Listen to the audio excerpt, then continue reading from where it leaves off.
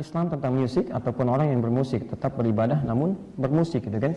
Kalau saya pernah bahas ini dan sudah tuntas sebenarnya di YouTube, Anda bisa lihat gitu kan. Anda bisa lihat sebenarnya, tapi secara ringkas begini. Dan tolong jangan jadi perdebatan ya. Kalau fikih ikhtilaf itu mainnya dalil, bukan opini. Jadi kalau Anda yang tidak tahu dalil jangan beropini, malah nambah masalah nantinya gitu kan. Dan jangan berdebat. Jangan berdebat, para ulama dulu punya perbedaan pendapat, nggak marah-marah. Biasa saja minum teh bersama. Anda ulama bukan, hafal Quran juga enggak, hafal hadis tidak. Ya, beda pendapat, ya tidak bisa marah-marahan. Kenapa sih? Boleh beda pendapat, tapi tidak harus menghalangi Anda untuk minum teh bersama. Silakan, banyak ada kebab, bisa ada macam-macam dan sebagainya, itu nggak ada masalah. Ya, teman-teman, pertama, gini, saya sarankan begini. Ini butuh satu sesi nih supaya tidak salah paham nih. Karena ini masalah cukup sensitif kadang-kadang. Ya, butuh satu sesi. Cuman saya beri garis besar saya begini. Pertama, saya sarankan, coba perjelas dulu definisi musik itu apa. Ini, supaya dengan definisi ini kita biasakan. Supaya dengan definisi yang jelas, maka objek pembahasan kita berada di objek yang sama, tidak terlampau melebar. Kadang-kadang kalau persepsinya masih beda-beda, maka kita tidak akan mungkin menemukan dalil yang sesuai untuk membahas ini. Oke? Nah, musik kalau Anda lihat, definisi jadi kembalikan kepada definisi hasanah masa lalu. Coba lihat, apa yang disebut dengan musik? Segala hal yang melahirkan irama, intonasi, ya, yang memberikan harmoni disebut dengan musik.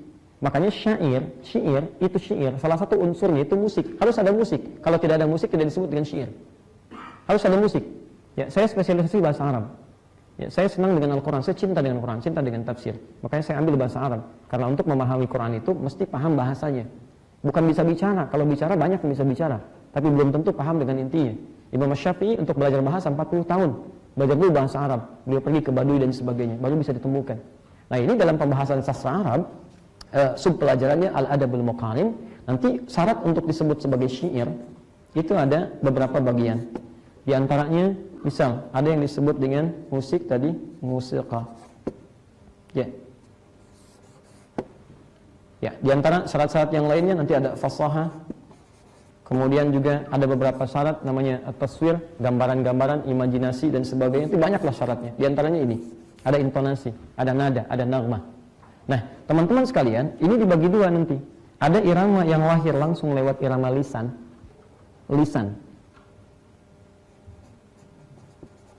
Ada irama yang menggunakan alat di sini. Tolong bedakannya. Dua-duanya bisa melahirkan intonasi yang menghadirkan ini, musik, menghadirkan satu ritme yang mencapai harmoni. Misal, saya beri contoh. Rumusnya bahkan, itu punya rumus. Orang Arab ketika bikin syair, ini ketika mereka ucapkan, digali punya rumus. Rumusnya disebut dengan bahar namanya. Bahrun, bahar. Bahar ini ada 16 bahar.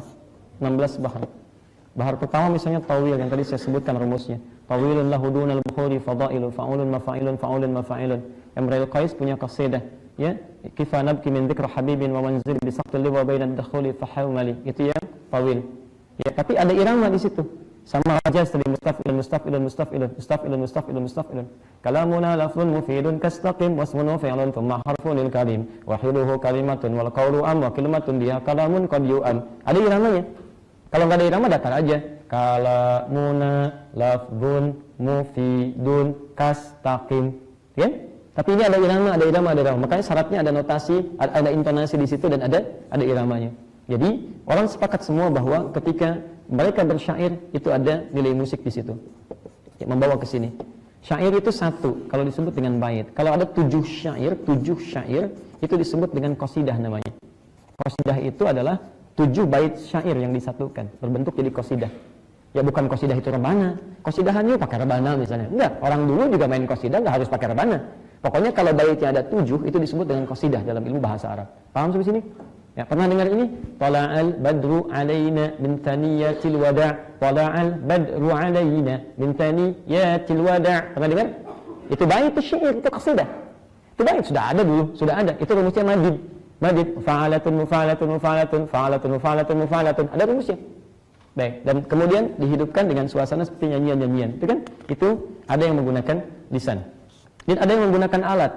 Alat biasanya mereka menggunakan dufuf.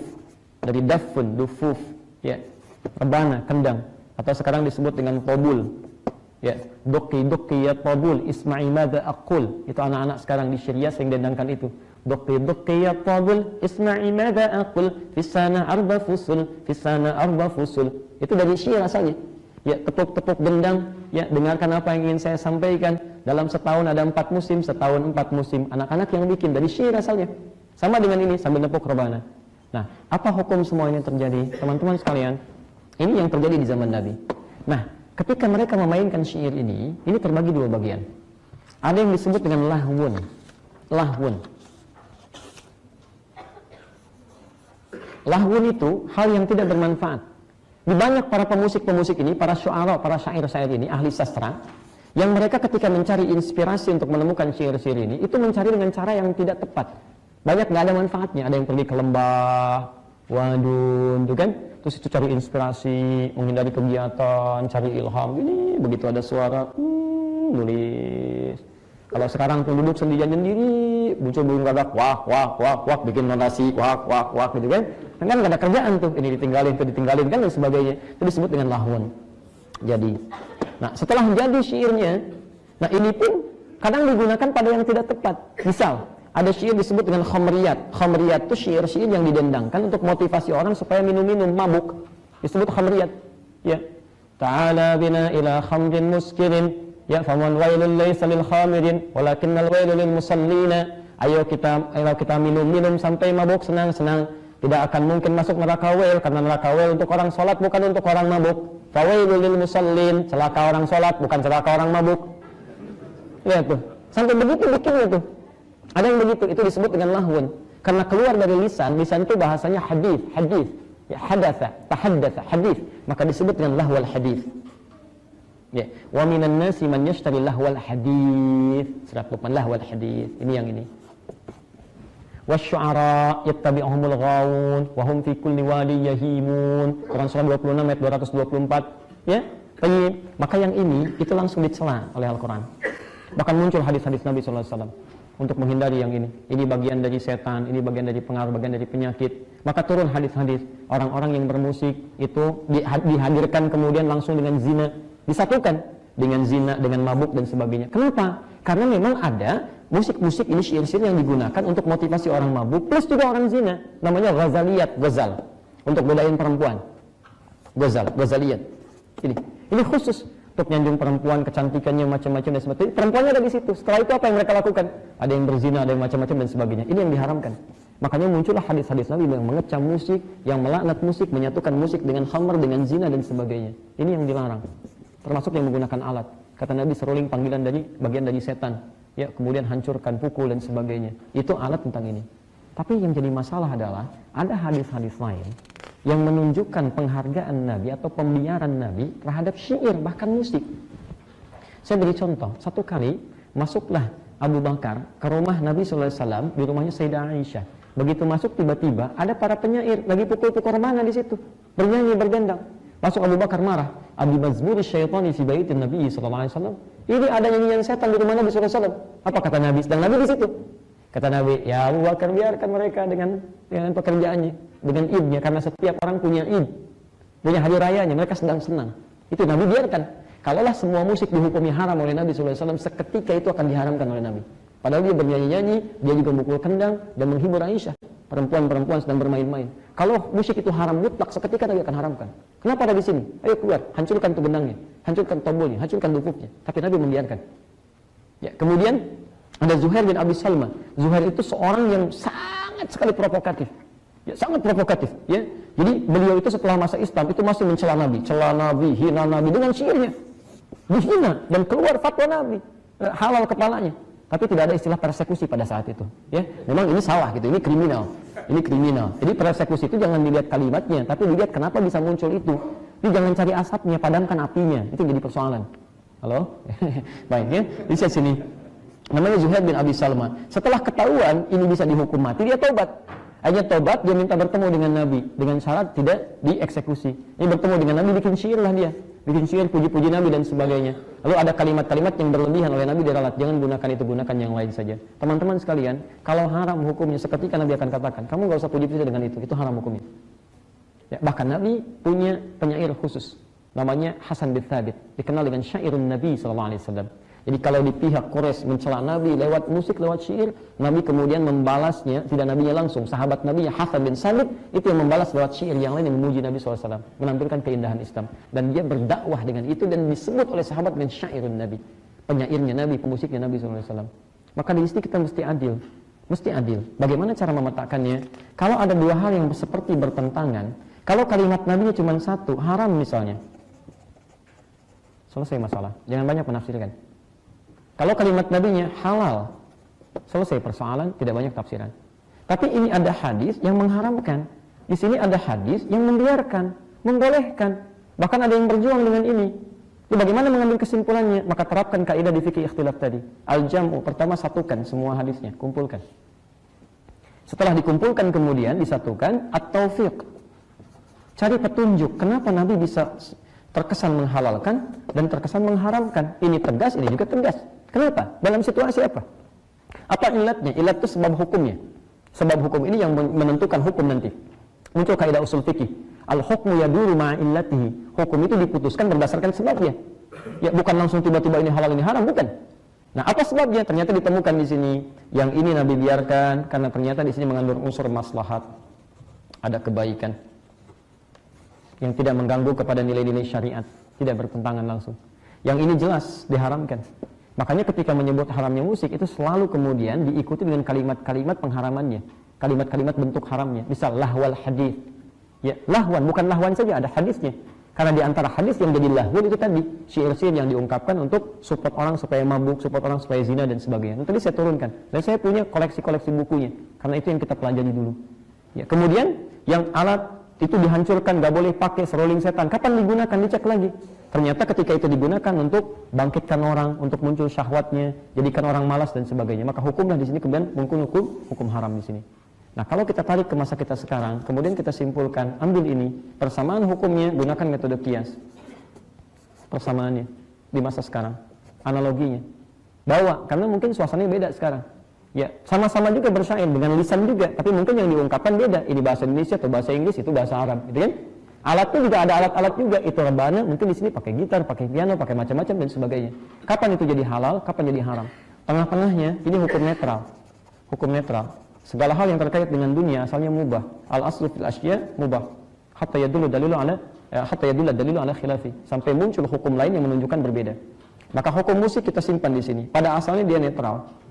Ketika kemudian dibawa kepada hal yang bisa menjauhkan dari agama, membuat kita malas saja, itu sudah makruh hukumnya. Makruh. Sangat dibenci. Memang tidak sampai membuat kita lalai sholat misalnya, tapi membuat kita malas beraktivitas, tidak produktif, kan? Antum misalnya ke kantor cuma dengerin musik aja gitu kan, nggak ada hal-hal produktif lain yang bisa kerjakan, itu makruh hukumnya. Kalau sampai menjauhkan antum dari ibadah, misal apapun jenisnya, mau dangdut, mau rock, mau pop, macam-macam dan sebagainya, dengan kalimat lirik yang tidak belok, kalimat-kalimat yang erotis, tarian-tarian yang erotis dan sebagainya, itu jelas haram hukumnya. Ya, nggak ada toleransi. Ya, masa sholawatan sambil joget-joget? Ya, sholawatan sambil joget-joget. Allahumma sholli ala Muhammad, didangdutin lagi, orang joget, ada yang minum, ada yang macam, jelas haram ini. Sholawatnya sih nggak haram, sholawatnya nggak haram. Yang haram itu perilakunya. Ya, tapi kalau ini bawa untuk motivasi Anda pada kebaikan-kebaikan, Anda ngajarin anak-anak misalnya dengan syair-syair, Anda ngajarin anak-anak misalnya bacaan Quran dengan kalimat-kalimat, dengan lagu-lagu yang memang lirik-liriknya isinya lebih mengajarkan kepada mendekati kepada Quran, mendekati kepada Sunnah, itu boleh, nggak ada masalah. Boleh. Bahkan kalau itu dipandang memang kelompoknya memang senang dengan musik dan gak ada cara lain untuk berdalil kepada mereka, berhujah berdakwah kecuali lewat ini, maka bahkan bisa menjadi sunnah, bahkan wajib hukumnya, seperti Hasan bin Sabit dulu. Kiasnya ada. Memang saya di situ dan komunitas saya ini, kalau saya nggak dakwah dia nggak akan bisa masuk. Maka Anda munculkan syiar-syiar Islam, tunjukkan lewat akhlak Anda dan sebagainya sampai dia masuk Islam. Ada Maher Zain di situ, ada Cat Stevens di situ, ya, ada Fadli di situ dan sebagainya dan seterusnya. Ya kan? Misal. Nah, kalau dia gunakan pada itu, ini hukumnya boleh, nggak ada masalah. Ya. Saya secara pribadi, saya menjauhi musik. Saya secara pribadi, karena ahli Quran itu biasanya jarang mendekat kepada musik, jarang sekali, jarang gitu kan. Bahkan hampir susah lah menemukan yang demikian. Nggak bertemu antara Quran dengan musik. Tapi ketika menyampaikan hukum, saya mesti objektif. Nggak bisa karena saya cenderung begini, saya katakan udah haram begini, nggak bisa. Kecuali kalau pada yang sifatnya madarat, satu kampung kalau bermusik itu jahat semua, maka saya katakan haram musik, haram di situ. Saya katakan di tempat itu supaya orang nggak melakukan maksiat. Tapi kalau kita pindah ke tempat lain yang suasananya berbeda, yang memang dakwahnya menggunakan itu dan sebagainya, itu nggak bisa tiba-tiba bilang begitu. Dan yang paling fatal adalah ketika menyebut alat itu yang bermasalah. Ingat, alat itu nggak ada hukumnya. Alat itu jadi hukum ketika digunakan. Anda belajar usul fikih. Ya, ketika Anda berbicara tentang hukum, hukum itu terkaitan dengan fi'lul mukallaf, pekerjaan, bukan alat. Bukan alat. Jadi nggak ada hukumnya. Apa hukumnya gitar? Nggak ada hukumnya. Apa hukumnya piano? Nggak ada hukumnya. Hukumnya ketika dimainkan. Untuk apa dimainkan? Apa hukumnya pisau, golok? Nggak ada hukumnya. Tapi ketika pisau itu digunakan misalnya untuk menyembelih hewan kurban, ya sunnah hukumnya. Ya, ketika digunakan untuk nolong orang, haram hukumnya. Haram hukumnya. Tapi kan saya Pak cuma bikin pisau aja, terserah dia mau nodong apa. Enggak. Kalau Anda tahu itu digunakan untuk nodong, Anda pun ikutan haram di situ, nggak boleh. Di perbuatan yang menjadikan haram, bukan alatnya. Jelas ya? Sama dengan ungkapan begini, uang haram, Masya Allah. Kalau uang haram nggak boleh dipegang tuh. Kenapa nggak masuk dompet? Haram. Masya Allah. Kalau ada uang haram, kasih saya aja kalau uangnya. Yang haram itu perbuatannya. Perbuatannya, bukan uangnya. Ya, jadi, apalagi kalau bicara masalah fikih kompleks sekali. Ya, fikih itu bagaikan ramuan obat, bukan apoteker. Kalau cuma apoteker, Anda pesan dikasih selesai. Tapi orang fikih itu meramu, menyimpulkan hukum dan sebagainya. Gak bisa Anda baca satu hadis langsung hukumnya begini, Masya Allah, luar biasa, hebat gitu kan. Itu nggak bisa seperti itu, ada turunan. Yang kadang-kadang jelas saja bisa berbeda. Coba, apa hukumnya babi? Haram. Lihat, sekarang ini kan sudah jelas haramnya kan. Anda pergi ke satu daerah jauh gitu kan. Ya, satu kali setelah tadabur macam-macam cari makanan halal nggak ketemu, yang ada cuma babi itu. Kalau Anda nggak makan, Anda bisa meninggal. Sekarang pertanyaan saya, boleh nggak makan babi? Tidak, bagaimana babi besar begitu? Ya, yang boleh itu makan daging babi sebagian, setelah kemudian diambil. Ya, Anda masak dulu, dan bukan ingin mengenyangkan, tapi ambil sebagian untuk menghilangkan lapar. Iya, coba lihat, yang jelas haramnya saja, itu dalam kondisi tertentu bisa berubah, ini disebut dengan ilat hukum. Ya. Tapi kalau Anda keluar dari sini, kemudian Anda menemukan ayam misalnya, ini sudah berlaku, maka Anda harus berpindah kepada daging ayam. Sekarang saya tanya, apa hukumnya daging ayam? Halal. Baik, apakah mutlak halal? Tidak. Kalau matinya tidak disembelih, mati misalnya diprotekin begini, mau dimasak, itu haram hukumnya. Kecuali setelah Anda sembelih, baru hukum berubah jadi belum tentu kalau disembelihnya tidak membaca bismillah.